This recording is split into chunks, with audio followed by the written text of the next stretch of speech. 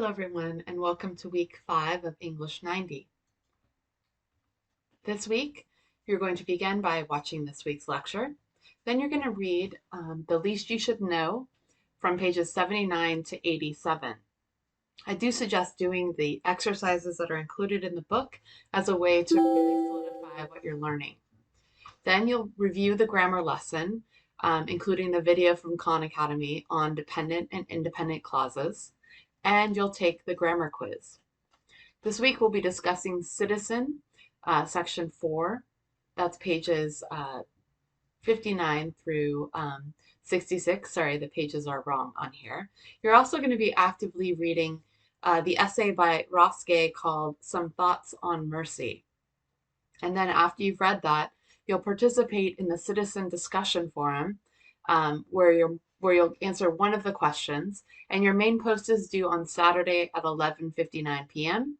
and your responses to at least 3 of your peers' posts are due on Tuesday at 11:59 p.m.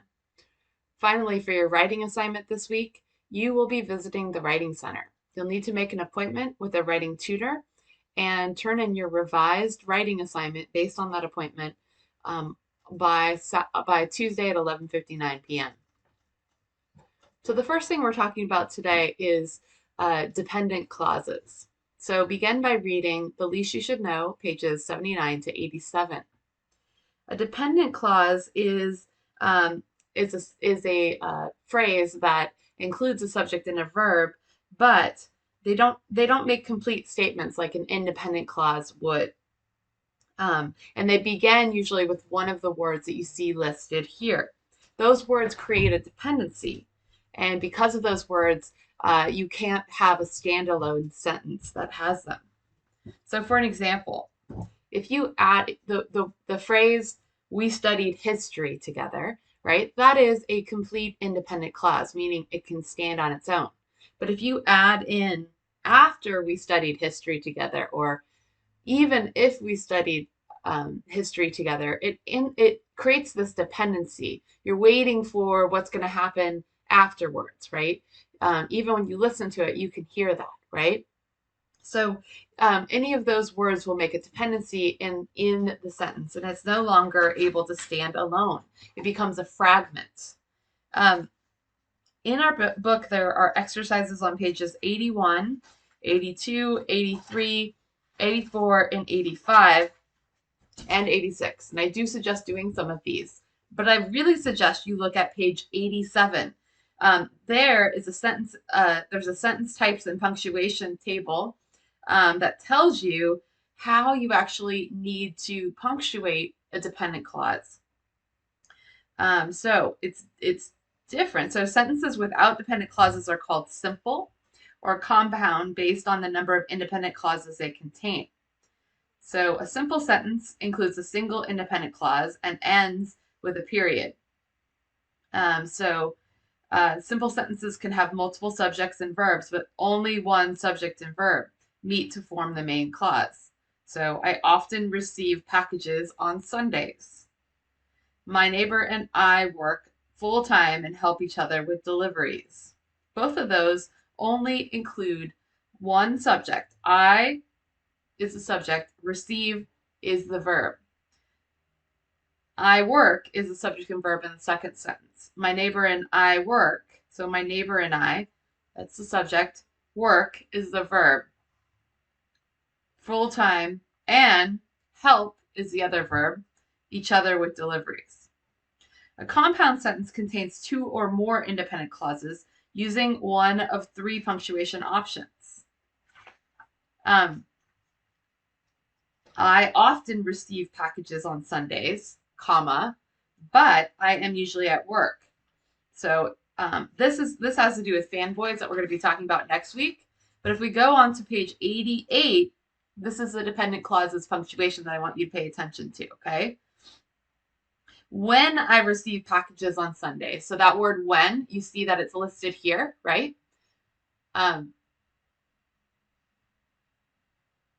When, right here, when I receive packages on Sunday, so that's the dependent clause, comma, I am usually at work. So if the dependent clause comes first, there's a comma.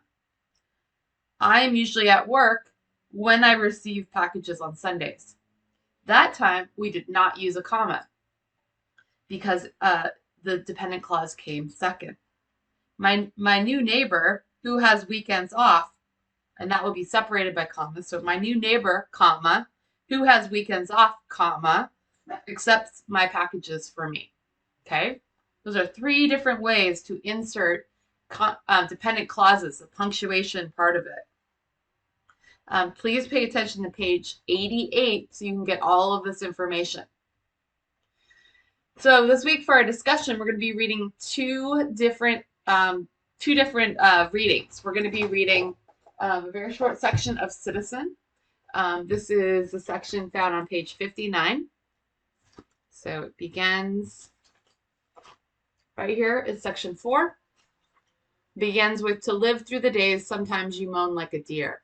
That's the first line, okay? And you're going to be reading all the way to 66, which ends with the words, move on, let it go, come on, okay? Read that. Then you're going to be reading some thoughts on mercy. This is a beautiful essay by Ross Gay, who's an incredible poet, but also a gifted essayist. The link is under this week's content. It's also posted in the discussion forum. Make sure that you actively read both of these texts. That means you take out your pen and you write all over it. And remember, before you read Ross Gay's Some Thoughts on Mercy, you need to do your pre-writing strategies where you think about, who is Ross Gay? What does that title make me think about? When was it published? Where was it published? Okay? That's what you need to think about before you start reading. And then actively read while you're going along. So this week, we're going to be answering the following questions. The first question is, how is Ross Gay's approach to microaggressions and racism different and or similar to Rankine's? And I'd like you to give me several examples from both texts. Question 2, who is Ross Gay? Look up his biography and include at least one of his poems. Analyze his poem, okay? 3 people can answer that question, but they must have different poems. Question 3, how does Gay use the symbol of bees in his essay? What does he learn from the bees about mercy? Question 4, in section 4, Rankine is looking inward about her reaction to watching Serena Williams' tennis match. What observations does she have about herself? What is her reaction and how does she deal with it? Question 5, how does Rankine talk about breath and meditation in this section? Question 6, how does each author use the natural world to describe their experiences of racism? Question 7, what kind of past is buried in Rankine that she refers to on page 63? How have African Americans often been portrayed or forgotten in the past? Discuss a historic event that isn't often taught in history classes, but that is a part of African American history. 3 people may answer this question. So your response of 250 words is due by Saturday, and your response to 3 of your peers' posts is due by Tuesday at 11:59 p.m. Okay, finally this week we're going to be working on our writing assignment. So you're going to be going back to your writing assignment number 3. And you are going to, I hope you're watching this lecture really early in the week, you guys, because you need to immediately click on this link right here and go to the Writing Center. Okay? I'm going to show you where to go right now. So if you go,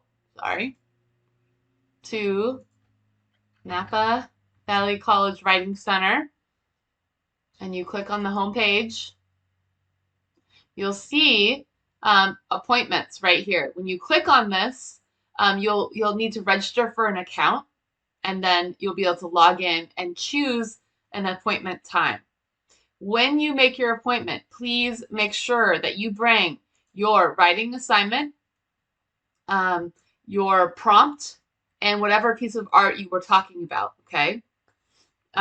Also, make sure you tell your the tutor that you're working with that you need a report to give to your teacher. Then after your 30-minute session with your tutor, make sure you revise your paper based on your tutor's suggestions. I will also be trying to provide a little feedback on your paper as well. Then you'll submit your revised paper by the end of the week on Tuesday at 11:59 p.m.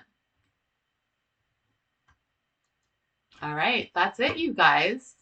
You made it to the end of our, not second, oh my gosh, now it says second. Your 5th week of class. Look at time warp.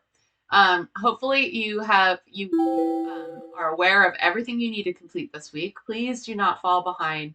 I know there's a lot going on in the world, but it's very important that you stay on top of your assignments, okay? You are going to watch this lecture, read in The Least You Should Know, review the grammar lesson on dependent and independent clauses, and then take the grammar quiz. You'll actively read Citizen and Some Thoughts on Mercy, participate in the discussion forum. On Saturday, your own post, and Tuesday, your responses to your peers' post. You'll immediately sign up for an appointment at the Writing Center and then turn in your revised writing assignment by Tuesday at 11:59 p.m. All right, guys, as always, I'm here if you have questions. Otherwise, I will see you online.